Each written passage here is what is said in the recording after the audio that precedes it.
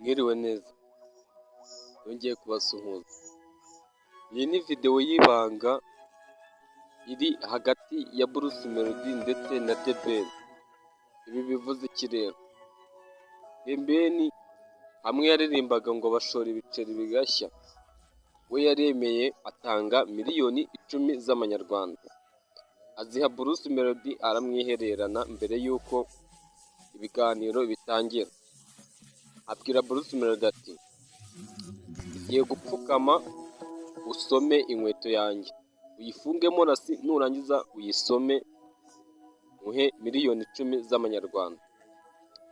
Hagati ya The Ben na Bruce Melody ibyo bintu babikoze bonyine mu ibanga.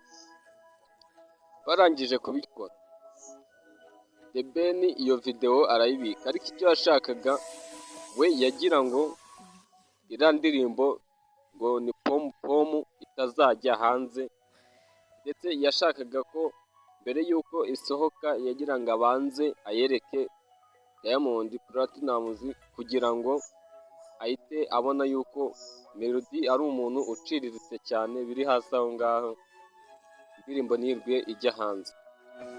Ibyo bimaze kuba, The Ben we mu gihe bari bahugiye mu bitaramo, abenshi mwana nibaje ati ni ukubera iki Bruce Melody yasohoye indirimbo ku munsi mubi, ari naho igitaramo cya The Ben kiri bubereho, abantu baba bagihugiyeho.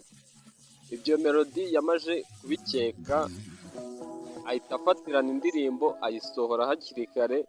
The Ben we yashidutse n'ubundi indirimbo yasohotse yagiye ahagaragara, ariko ibyo yaje nyuma.